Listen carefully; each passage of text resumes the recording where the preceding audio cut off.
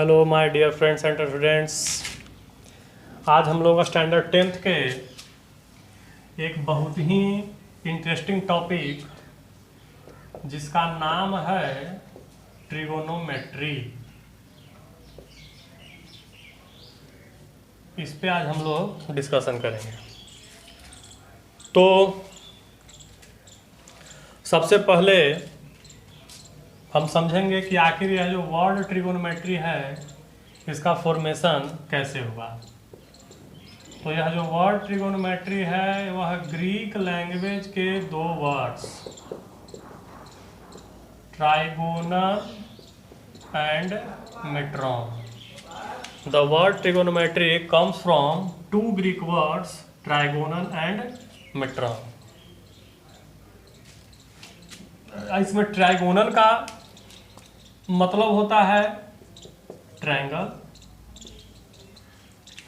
And मेट्रॉन का मतलब होता है मेजरमेंट। मतलब measurement of triangle is trigonometry, measurement of triangle is trigonometry. ये इसका वर्ड बाय डिफिनीशन हुआ। वर्ड बाय डिफिनीशन क्या हुआ? Measurement of triangle, measurement of triangle is trigonometry. लेकिन यदि इसको डिफाइन किया जाए एक अच्छा डिफिनीशन, तो हम इसको क्या बोल सकते हैं? The branch of mathematics. जिस तरह से हम साइंस के किसी भी टर्म को डिफाइन करते हैं तो उसमें उसका एक खानदानी कंटेंट है। कौन सी? The branch of science. उसी तरह से मैथमेटिक्स का जब भी कंटेंट है, इसमें क्या लिखेंगे? The branch of mathematics in which we study about. जिस तरह से साइंस में क्या लिखते हैं? The branch of science in which we study about. Similarly यहाँ भी क्या लिखेंगे? The branch of mathematics in which we study about. अब स्टडी अबाउट, उसके बाद क्या होगा? यहाँ पे आ गया ट्रायंगल। तो ट्रायंगल में क्या होता है? साइड होता है और एंगल होता है, और इसी का क्या होता है? मेजरमेंट होता है। तो उसके आगे जो टर्म जोड़ेंगे हम क्या लिखेंगे? In which we study about sides and angles of a triangle. In which we study about sides and angles of a triangle and relationship between them. मतलब साइड का के बारे में, एंगल्स के बारे में, और दोनों में क्या रिलेशन है इसके बारे में मैथमेटिक्स के जिस ब्रांच में हम पढ़ेंगे वही ब्रांच क्या है? ट्रिगोनोमेट्री है।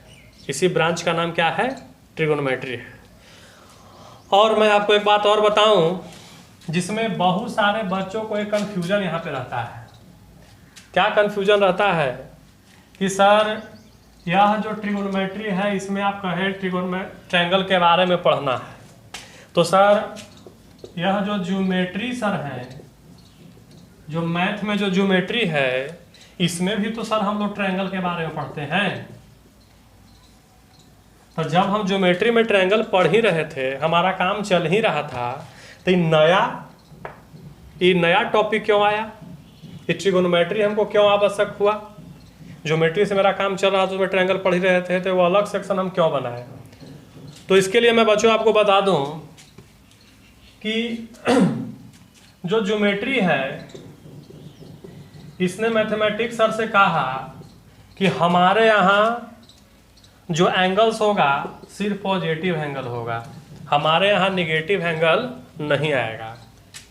लेकिन ट्रायगोनोमेट्री जो है इसने क्या कहा कि हमारे यहाँ पॉजिटिव एंगल भी आएगा, निगेटिव एंगल भी आएगा। तब ट्रिगोनोमेट्री कहा कि हमारे यहाँ पॉजिटिव एंगल भी है, निगेटिव एंगल भी है, और यहाँ ज्योमेट्री क्या बोला है कि हमारे यहाँ सिर्फ पॉजिटिव एंगल है। मतलब in geometry we study only positive angles, but in trigonometry we study both types of angles, positive and negative. तो ये बोला निगेटिव आएगा, ये बोला कि हमारे यहाँ निगेटिव नहीं रहेगा। तो ट्रिगोनोमेट्री ने कहा कि ठीक है, हम ट्रायंगल को लेकर के एक अलग सेक्शन बना लेंगे और हमारा नाम जो होगा वो होगा ट्रिगोनोमेट्री। तो बच्चों आपको समझ में आ गया होगा कि ज्योमेट्री में हम लोग ट्रायंगल तो पढ़ते ही हैं, लेकिन ट्रायंगल के साथ एक नया टॉपिक ट्रिगोनोमेट्री क्यों आया? तो इसका मेन रीज़न कौन है? यहाँ पे एंगल जो है सिर्फ पॉजिटिव वाला जितना भी टर्म्स है सब आपको ज्योमेट्री में आएगा। जितना भी आप पॉलीगॉन पढ़ते हैं, किसी भी पॉलीगॉन का एंगल कभी निगेटिव आपको नहीं मिलेगा, चाहे तो वह सबसे छोटा पॉलीगॉन क्या हो, ट्रायंगल हो, या सबसे बड़ा पॉलीगॉन कौन हो, सर्कल हो। इस बात को हमेशा दिमाग में रखेंगे कि मैथमेटिक्स में सबसे छोटा जो पॉलीगॉन है उसका नाम क्या है, ट्रायंगल, और जो सबसे बड़ा पॉलीगॉन है उसका नाम क्या है, सर्कल। और एक बात और, जब पॉलीगॉन की बात हो ही रही है तो मैं एक बात और बता दूं कि पॉलीगॉन की सबसे बड़ी खूबसूरती क्या है कि उसके इंटीरियर एंगल्स का सम हमेशा बदलते रहता है। आपका ट्रायंगल है तो उसके इंटीरियर एंगल्स का सम 180 डिग्री होगा, क्वाड्रेटरल है तो इंटीरियर 360 होगा, पेंटागोन आपका है तो 540 होगा। तो इस सिमिलरली इसी तरह से बढ़ते जाएगा, लेकिन उसके एक्सटीरियर एंगल्स का जो सम होता है वह हमेशा कितना होता है, 360 डिग्री। किसी भी आप ट्रायंगल के भी सम ऑफ एक्सटीरियर एंगल 360 होगा, पेंटागोन का भी 360 होगा, हेक्सागोन का भी 360 होगा। चलिए, तो यह बात ही एंगल की।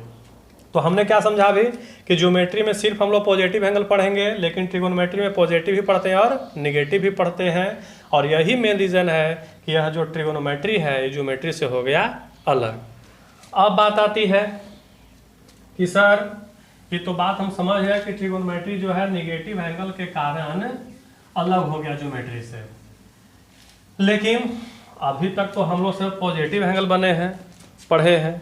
क्या अभी जो जितना भी एंगल हमारे सर प्रीवियस क्लास में पढ़ाए हैं, कंस्ट्रक्शन में भी जब पढ़ाए होंगे आप लोगों को, तो आपको कहे होंगे कि फॉर्म करिए 30 डिग्री, फॉर्म करिए 60 डिग्री, फॉर्म करिए 90 डिग्री। हम लोग फॉर्म भी इसको किए हैं, लेकिन सर ये निगेटिव एंगल भी होता है, ये पॉसिबिलिटी है? तो हाँ बच्चों, निगेटिव एंगल भी होता है। तो कैसे निगेटिव होता है इस पर थोड़ा सा हम लोग चर्चा कर लेंगे। तो सबसे पहले हम लोग समझेंगे कि किसी भी एंगल के फॉर्मेशन के लिए कितने लाइंस या कितने लाइन सेगमेंट या कितने रेज चाहिए। तो आप लोग का आंसर होगा 2। आप 2 लाइन सेगमेंट्स या 2 रेज का यूज करके आप एंगल फॉर्म करते हैं। जैसे अभी आपको 60 डिग्री का एंगल फॉर्म करना हो तो सबसे पहले हम क्या करते हैं, एक लाइन सेगमेंट स्केल का यूज करके एक लाइन सेगमेंट हम बना लेते हैं। उसके बाद एक छोटा सा आर्क लेते हैं, सेम डिस्टेंस है यहाँ पे आर्क कट करते हैं और इसको इससे मिलाते हैं, तो यहाँ पे फॉर्म्ड एंगल होता है हमारा 60 डिग्री। यही करते हैं। तो देखिए, जब आपने एक एंगल फॉर्म किया तो यहाँ पे आपको 2 रेज है। एक रे है यहाँ पे OA, इसका नाम दे देते हैं, और एक रे यहाँ पे नाम है OB। तो OA और OB 2 रेज हैं। तो इस एंगल में दोनों रेज का नाम आप जानते होंगे। यह जो रे है OA, इसका नाम है बेस, जो कि एंगल फॉर्म करने में सबसे पहले बनाया जाता है। और उसके बाद यह जो दूसरा रे है OB, तो OB जो है इसका नाम है रिवॉल्विंग लाइन। कौन सा line? Revolving line. Revolving line, इसका नाम कैसे, इसको समझिए। जैसे यहाँ है तो 30 डिग्री, यहाँ है 60 डिग्री, यहाँ है 90 डिग्री, यहाँ है 120, यहाँ है 180।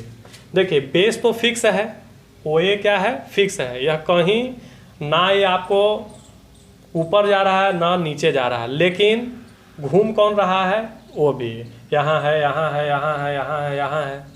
और हम क्या देख रहे हैं, जब यहाँ पे रिवॉल्विंग लाइन है तो एंगल 30 डिग्री है, यहाँ पे रिवॉल्विंग लाइन है तो एंगल 60 डिग्री है, यहाँ पे रिवॉल्विंग लाइन है तो एंगल 90 डिग्री है, यहाँ 120 है, यहाँ 180 है।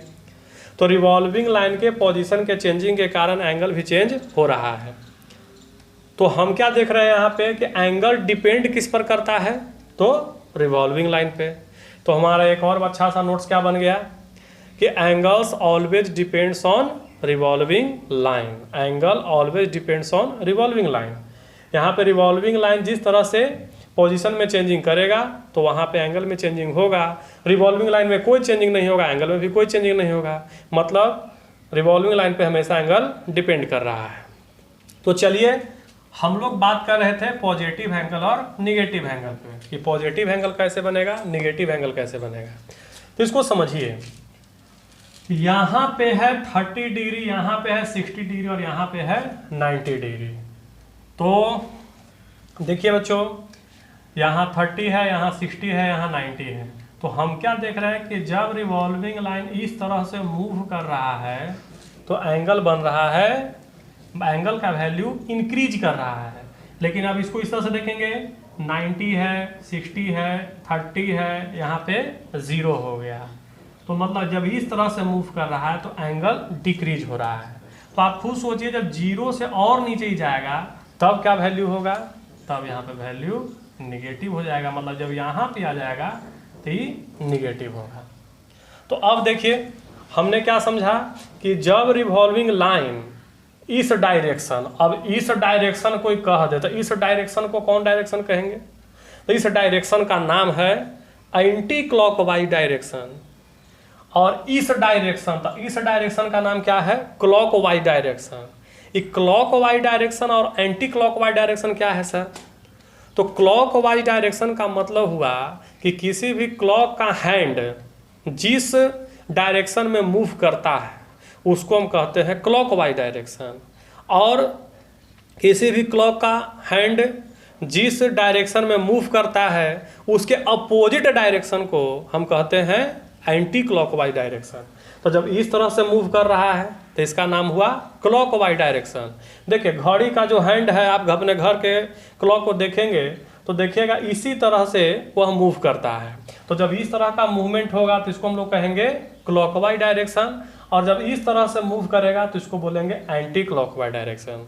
तो यहाँ पे समझिए, तो when revolving line revolves in anticlockwise direction then formed angle is positive, and when revolving line revolves in clockwise direction then formed angle is negative. तो आप लोगों को समझ में आ गया होगा कि पॉजिटिव एंगल कब बनता है, निगेटिव एंगल कब बनता है। तो चलिए बताइए पॉजिटिव एंगल कब बनेगा, जब रिवॉल्विंग लाइन किस डायरेक्शन में, एंटी क्लॉकवाइज डायरेक्शन मूव करेगा। और निगेटिव कब बनेगा, जब रिवॉल्विंग लाइन क्लॉकवाइज डायरेक्शन में मूव करेगा। तो हमने इस बात को समझा। तो अब आपको समझ में आ गया होगा ट्रिगोनोमेट्री अलग सेक्शन क्यों बना, क्योंकि ज्योमेट्री ने क्या कहा कि हमारे यहाँ सिर्फ पॉजिटिव एंगल्स आएंगे, लेकिन हमारे ट्रिगोनोमेट्री ने क्या कहा, हमारे यहाँ पॉजिटिव एंगल भी होगा और निगेटिव एंगल भी होगा। तो इसीलिए ट्रिगोनोमेट्री वहाँ से हो गया अलग। चलिए बच्चों, मैं आपको और आगे लेकर के चलता हूँ। एक बहुत बड़ा कन्फ्यूजन रहता है, मैंने बहुत सारे बच्चों को देखा है, ऐसे यह कोई एग्जाम वाला क्वेश्चन तो नहीं है, लेकिन कुछ कुछ बच्चे जो होशियार रहते हैं, जो चाहते हैं कि किसी को हम थोड़ा सा डिमोटिवेट करें, वहाँ पे हम दिखाएं कि हम थोड़ा सा तुमसे ज़्यादा जानते हैं, वो सीधे पूछता है इस तरह का क्वेश्चन कि चलो जी बताओ कि फादर ऑफ ट्राइगोनोमेट्री कौन है। तो फादर ऑफ ट्रिगोनोमेट्री बहुत सारे बच्चे वहाँ पे आंसर कर देते हैं आर्यभट्ट हैं, क्योंकि साइन कॉस वगैरह वही बताया सबसे पहले। और बहुत सारे बच्चे ज्योमेट्री के बोल देते हैं यूक्लिड हैं, क्या कि ज्योमेट्री से रिलेटेड है। लेकिन मैं आपको बता दूं कि फादर ऑफ जो ट्रिगोनोमेट्री है उनका नाम है हिपार्कस। हिपार्कस, हाँ, Hipparchus is the father of trigonometry. इसको याद रखेंगे, हिपार्कस जी जो है वो फादर है किसके, ट्रिगोनोमेट्री के। तो इसके बेसिस को हमने अभी समझा। ट्रिगोनोमेट्री जो वर्ड है वह दो वर्ड्स के मिलकर बना, वो भी ग्रीक वर्ड से, ट्राइगोनल और मेट्रॉन, जिसमें ट्राइगोनल का मतलब होता है ट्रायंगल, मेट्रॉन का मतलब होता है मेजरमेंट, मतलब मेजरमेंट ऑफ ट्रायंगल हमारा क्या है, ट्रिगोनोमेट्री है। और ट्रिगोनोमेट्री अलग क्यों हुआ, क्योंकि इसमें पॉजिटिव एंगल और नेगेटिव एंगल दोनों के बारे में हम लोग पढ़ते हैं, और ज्योमेट्री में सिर्फ और सिर्फ हम लोग नेगेटिव एंगल्स के बारे में पढ़ते हैं। फादर ऑफ, यदि ट्रिगोनोमेट्री की बात हो तो उनका नाम क्या है, हिपार्कस। फादर ऑफ ट्रिगोनोमेट्री कौन है, हिपार्कस। तो चलिए हम आपको थोड़ा और आगे बढ़ाते हैं। अब हम लोग समझेंगे some important terms, some important terms related to trigonometry, related to trigonometry. तो सबसे पहला जो टर्म है वो है हमारा एंगल, उसके बाद जो है वो है हमारा एक्यूट एंगल, उसके बाद जो है वह है राइट एंगल, उसके बाद जो हम लोग पढ़ेंगे एंगल हो गया, एक्यूट एंगल हो गया, राइट एंगल हो गया, एक होता है right angled triangle, right angled triangle.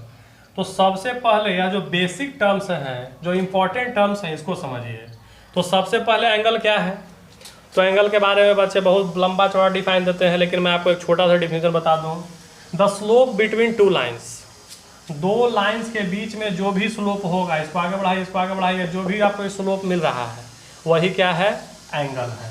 The slope between two lines is called an angle. और एंगल को रिप्रेजेंट करने के लिए हम किसको बुलाते हैं? तो एंगल्स को रिप्रेजेंट करने के लिए हम लोग हमेशा यूज करते हैं, या जनरली यूज हम लोग जो करते हैं, ग्रीक लेटर्स को। तो ग्रीक लेटर कौन कौन है भाई? अल्फा है, बीटा है, गामा है, लैम्डा है, फाई, देखिए 0 को आप पेट चीर दीजिए भाई, ये हो गया फाई, साई। इस तरह से हम लोग इन लेटर्स से एंगल्स को हम रिप्रेजेंट करते हैं। और चूंकि हम लोग ट्रिगोनोमेट्री पढ़ रहे हैं तो इसमें हम लोग 30 डिग्री पढ़ेंगे, 60 डिग्री पढ़ेंगे, 40 डिग्री पढ़ेंगे, 90 डिग्री, 100 डिग्री, 110 डिग्री भी पढ़ेंगे, और साथ में -30 डिग्री भी पढ़ेंगे, -60 डिग्री भी पढ़ेंगे, -80 डिग्री, -90 डिग्री, -100 डिग्री, मतलब प्लस इन्फिनिटिव और माइनस इन्फिनिटिव के बीच में जितना भी एंगल्स आता है सब हम लोग पढ़ेंगे ट्रिगोनोमेट्री में, क्योंकि इसमें पॉजिटिव एंगल भी पढ़ना है और निगेटिव एंगल भी पढ़ना है। तो एंगल आपको समझ में आ गया होगा। एंगल डिपेंड किस पर करता है? रिवॉल्विंग लाइन पे। अच्छा, एंगल फॉर्म होने के लिए कितने लाइन सेगमेंट्स की आवश्यकता है? मिनिमम 2, एक का बेस होगा और दूसरा का नाम रिवॉल्विंग लाइन होगा। अच्छा, एंगल डिपेंड करेगा रिवॉल्विंग लाइन पे। Revolving line anti clockwise direction में मूव करेगा तो एंगल कैसा बनेगा? पॉजिटिव बनेगा। क्लॉकवाइज डायरेक्शन में मूव करेगा तो एंगल कैसा बनेगा? निगेटिव बनेगा। चलिए, तो एंगल आप समझ गए होंगे। और टाइप्स ऑफ एंगल आप प्रीवियस क्लास में पढ़ चुके होंगे, उसी में एक टाइप आप पढ़े होंगे, एक्यूट एंगल। तो एक्यूट एंगल क्या है?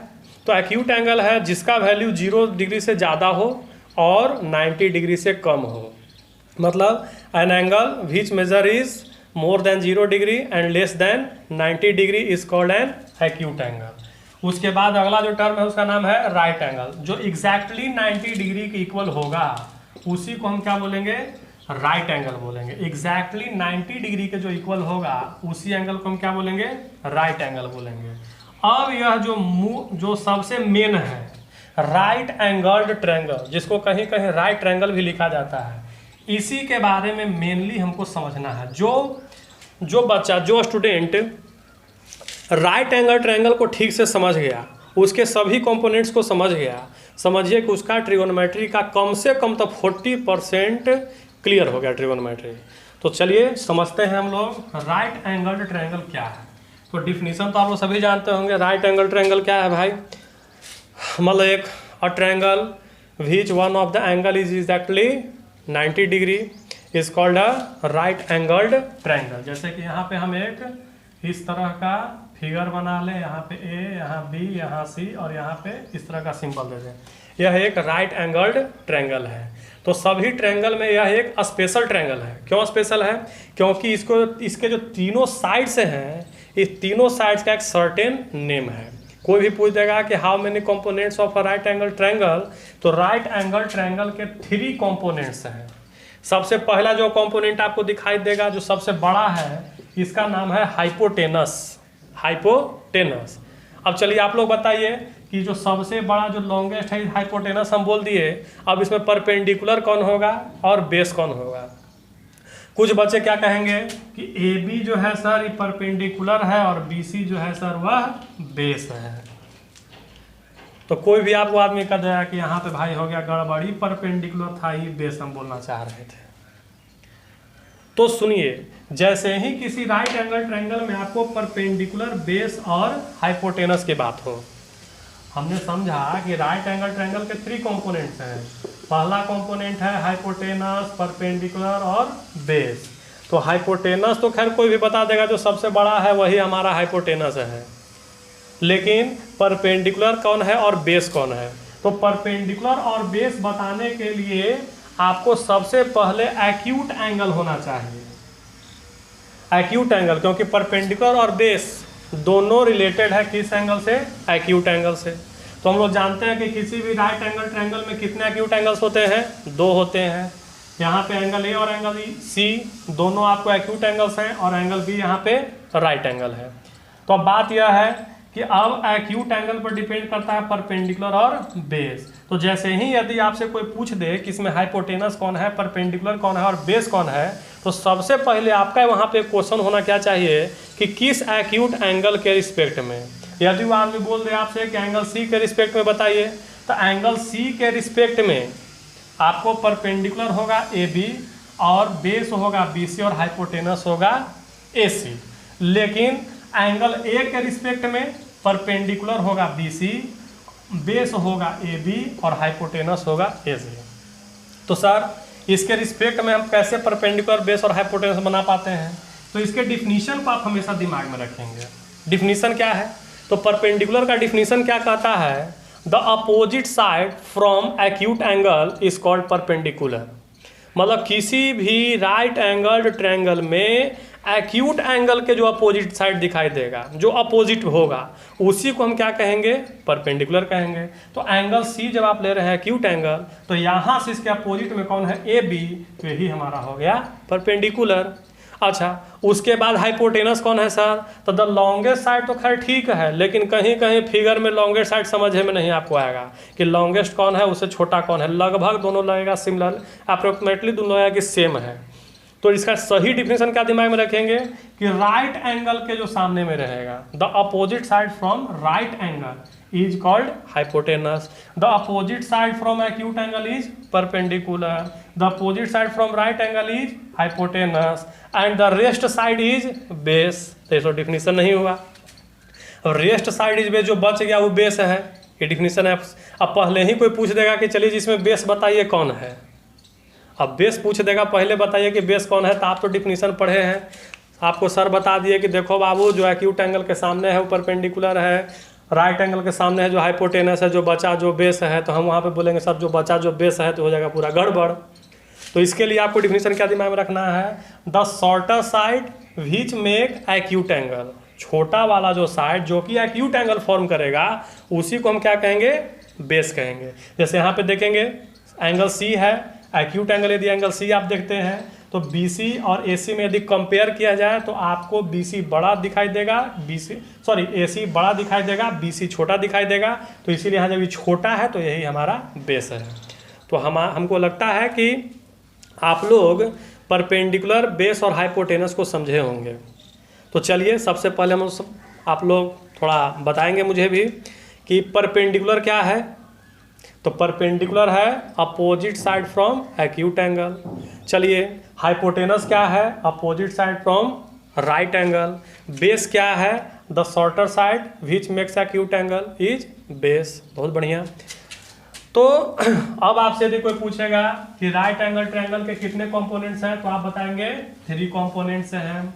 कौन कौन से हैं, परपेंडिकुलर है, बेस है और हाइपोटेनस है। चलिए परपेंडिकुलर किसको कहेंगे भाई, जो एक्यूट एंगल के अपोजिट में होगा, एक्यूट एंगल के अपोजिट में जो होगा उसको हम क्या कहेंगे, परपेंडिकुलर कहेंगे।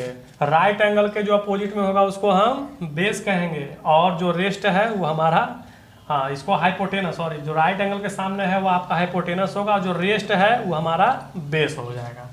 अब यहाँ पे समझेंगे, किसी भी बुक में कोई भी बुक आप फॉलो करेंगे तो वह तो आपको नहीं बोलेगा कि इस एक्यूट एंगल के रिस्पेक्ट में बताइए। तो बुक में क्या करेगा कि आपको इस तरह से सिंबल दे देगा और बोलेगा कि इस ट्रायंगल में परपेंडिकुलर बताइए। तो इस तरह का सिंबल रहेगा, तो आपको समझना है इसी एक्यूट एंगल के रिस्पेक्ट में हमको बताना है। तो चलिए बच्चों आप बताइए, यहाँ पे एंगल आर के रिस्पेक्ट में देखा जाए तो परपेंडिकुलर कौन है, PQ है, गुड। इसमें हाइपोटेनस कौन है, PR है, वेरी गुड। अच्छा, इसमें बेस कौन हुआ, QR हुआ। चलिए 2-3 एग्जाम्पल और हम लोग समझते हैं। अब यदि एक ट्रायंगल इस तरह से आपको बना दे और यहाँ पे राइट एंगल दे दे, यहाँ पे X हो जाए, यहाँ Y हो जाए, यहाँ Z हो जाए और यहाँ दे दे थीटा, और आपसे पूछा जाए कि चलिए भाई इसमें बताइए कि परपेंडिकुलर कौन है, तो परपेंडिकुलर आप क्या बताएंगे, YZ जो है यही हमारा परपेंडिकुलर है, क्योंकि एक्यूट एंगल के जो अपोजिट है वही परपेंडिकुलर है। चलिए इसमें हाइपोटेनस कौन होगा, तो XZ जो है या ZX जो है वह आपका हो जाएगा हाइपोटेनस, और यह रेस्ट जो हो जाएगा बेस। तो चलिए दो फिगर्स में हम लोग देखते हैं, यहाँ पे है ABC एक राइट एंगल ट्रायंगल है और एंगल C के रिस्पेक्ट में, और दूसरा जो है वह भी है ABC और यहाँ पे एंगल A के रिस्पेक्ट में। चलिए तो यहाँ से बताइए एंगल C के रिस्पेक्ट में परपेंडिकुलर कौन होगा, AB, वेरी गुड। यहाँ पे एंगल B के रिस्पेक्ट में हाइपोटेनस कौन होगा, सॉरी यहाँ पे एंगल C ही रहेगा लेकिन हाइपोटेनस कौन होगा यहाँ से, तो यहाँ पे AC हो जाएगा, बेस कौन होगा, BC होगा। यहाँ से देखिए परपेंडिकुलर कौन, तो परपेंडिकुलर बताने के लिए सबसे पहले एक्यूट एंगल, तो एक्यूट एंगल यहाँ पे शो कर रहा है एंगल ए पर, तो यहाँ से परपेंडिकुलर आपका हो गया BC। चलिए और उसके बाद फिर हाइपोटेनस कौन है, तो राइट एंगल के सामने AC, और यहाँ पे बेस कौन बन गया, AB। तो हम क्या देख रहे हैं कि ट्रायंगल वही है लेकिन एक्यूट एंगल से यहाँ पे परपेंडिकुलर और बेस में चेंजिंग आ रहा है, लेकिन देखिए दोनों फिगर्स में आपको हाइपोटेनस में कोई चेंजिंग नहीं आ रहा है। इसका मतलब हमने क्या सीखा कि किसी भी राइट एंगल ट्रायंगल में परपेंडिकुलर और बेस इंटरचेंज होता है लेकिन हाइपोटेनस में कोई चेंज नहीं होता है। तो PBH को बच्चों ठीक ठाक से आप समझिए, और यह जो आज का जो क्लास था हम लोग का था यह बेसिक्स था, तो बेसिक्स जो हमने पढ़ा उसको एक बार थोड़ा सा हम लोग पूरा को रिकॉल करेंगे, और रिकॉल करने के बाद हम लोग नेक्स्ट वीडियो में समझेंगे कि हम लोग समझेंगे कि ट्रिगोनोमेट्री में आइडेंटिटीज़ क्या होता है, टी रेशियोज क्या है, साइन थीटा है तो साइन थीटा ही क्यों है, साइन थीटा का पूरा नाम क्या होना चाहिए था, किस तरह से इसको शॉर्ट क्यों करते हैं। हम लोग बहुत ही इस जर्नी को हम लोग बहुत ही इंटरेस्टिंग बनाएंगे। तो चलिए बच्चों रिकॉल करते हैं। ट्रिगोनोमेट्री जो है, जो वर्ड ट्रिगोनोमेट्री है वह ग्रीक लैंग्वेज के कितने वर्ड्स, 2 वर्ड्स ट्राइगोनन और मेट्रॉन से बना, जिसमें ट्राइगोनन का मतलब क्या हुआ, ट्राइगोनन का मतलब हुआ ट्रायंगल, मेट्रॉन का मतलब हुआ मेजरमेंट, मतलब measurement of triangle is trigonometry. चलिए आगे बताएंगे फादर ऑफ ट्रिगोनोमेट्री हमारे कौन, हिपार्कस, याद रखना है Hipparchus is the father of trigonometry. चलिए ट्रिगोनोमेट्री ज्योमेट्री से अलग क्यों हुआ, क्योंकि इसमें हम लोग पॉजिटिव एंगल और निगेटिव एंगल दोनों पढ़ते हैं, लेकिन ज्योमेट्री में सिर्फ और सिर्फ हम लोग पॉजिटिव एंगल पढ़ते हैं। अच्छा सर एंगल जो है वह डिपेंड किस पर करता है, तो एंगल हमेशा रिवॉल्विंग लाइन पे डिपेंड करता है, एंगल हमेशा रिवॉल्विंग लाइन पे डिपेंड करता है। तो चलिए पॉजिटिव एंगल का फॉर्म होगा जब revolving line anti clockwise direction में मूव करेगा, एंटी क्लॉकवाइज डायरेक्शन में मूव करेगा तो वहाँ पे एंगल बनेगा पॉजिटिव, और जब क्लॉकवाइज डायरेक्शन में मूव करेगा तो वहाँ पे एंगल बनेगा निगेटिव। चलिए बहुत बढ़िया। अब आप हमें बताएं राइट एंगल्ड एक ट्रायंगल यदि आप लेते हैं, राइट एंगल्ड ट्रायंगल है तो इसमें कितने कंपोनेंट्स हैं, तो 3 कंपोनेंट्स हैं, परपेंडिकुलर, बेस एंड हाइपोटेनस। चलिए तो यहाँ पे राइट एंगल के सामने वाला जो साइड है और जो अपोजिट साइड है इसको हम क्या बोलेंगे, हाइपोटेनस बोलेंगे। अच्छा इसमें अब 2 एक्यूट एंगल है, तो किसी भी एक्यूट एंगल के रिस्पेक्ट में एंगल C के रिस्पेक्ट में यदि देखा जाए तो परपेंडिकुलर AB होगा और बेस हमारा BC होगा। यह था कुछ बेसिक्स, और जो हमारा जो नेक्स्ट वीडियो होगा उसमें मैं आपको बताऊंगा टी रेशियोज, टी रेशियो क्या होता है, नंबर ऑफ टी रेशियो 6 है तो ऐसा क्यों है, और यहाँ पे साइन थीटा है तो साइन थीटा को हम साइन थीटा ही क्यों कहेंगे। तो थोड़ा सा वेट करेंगे, और नेक्स्ट क्लास में हम लोग ट्रिगोनोमेट्री को थोड़ा और आगे लेके जाएंगे, और नेक्स्ट वीडियो में आपको इतना ज़रूर बता दूंगा कि दुनिया के किसी भी बुक का जो फर्स्ट एक्सरसाइज 10th स्टैंडर्ड में होगा वो आपसे ज़रूर क्लियर होगा। और आप हमारे साथ कनेक्ट रहें और स्वस्थ रहें, घर में रहें, और थैंक यू।